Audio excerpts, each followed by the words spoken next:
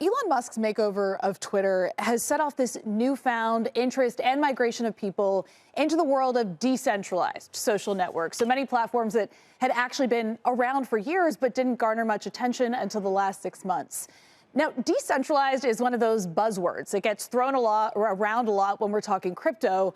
Now, in the context of social media, it means that it's harder for companies to track people's data and what they talk about online. It also challenges censorship. So some of these decentralized social projects that have been getting more attention lately include Mastodon, as well as Lens and Farcaster, which are both Twitter substitutes built on blockchains. And then Jack Dorsey is going head-to-head with Musk with two Twitter alternatives that he's chosen to back.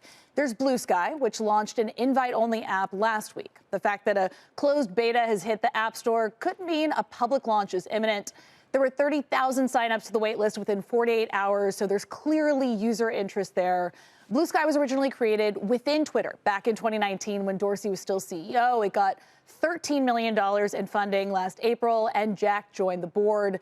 And then in December, Dorsey donated 14 Bitcoin, or around $245,000 at the time, to a decentralized social media project called Nostr that lets users own their online identity. Domus is an app built on top of this network, and it's been live on the App Store for months. Many of Block's senior leadership team is using the platform, as is the Bitcoin-friendly Senator Cynthia Lummis from Wyoming. I've tried it out, too. It's also integrated Bitcoin's Lightning Network, meaning that it facilitates exchanges of decentralized money as well, Frank. All right, so very interesting stuff here. So a lot of platforms out here, they claim that you can have more ownership over your privacy and over your data. Does this new Jack Dorsey platform, does it actually offer that? And are there other platforms where you can genuinely control your data? Right. So a lot of these platforms don't have an algorithm, ads, and they aren't selling user data, which are the classic ways that social networks make money. And then there's the issue of scale. There are billions of Facebook users, hundreds of millions of active users on Twitter. But with Mastodon, for example, it has 1.3 million monthly active users. Nostr's users in the hundreds of thousands. So we're not at all at the point where adoption is hitting critical mass, even after the exodus that we saw of users from Twitter last fall. It's also unclear how these platforms will generate money. It's possible that Blue Sky, for example, could turn to subscriptions to monetize operations, but we haven't heard much from their team yet. All right.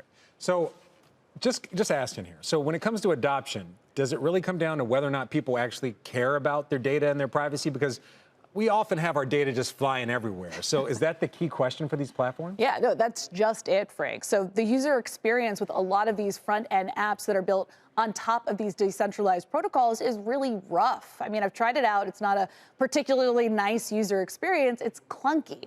I asked Frances Hogan at ETH Denver why people would want to move from a centralized platform to a decentralized platform, and she says it's all about self-governance. We've kind of come to accept that we are subjects of like a king, like Mark or Elon, and we can either follow their rules or like leave. And there's an interesting opportunity for people to be citizens of their platforms, you know, having an ability to vote, but also having responsibilities that come with that. Haugen also made the point that the problem with social media today largely comes down to incentives and control. Right now, social media platforms are ad-supported, which means that they make their money by keeping you on there as long as possible. They're often owned and controlled by one leader at the top. She thinks Web3 social media is a huge opportunity because it's about ways of giving the people who make their livelihoods on these platforms the ability to influence the rules that govern them and the ways that their content is distributed.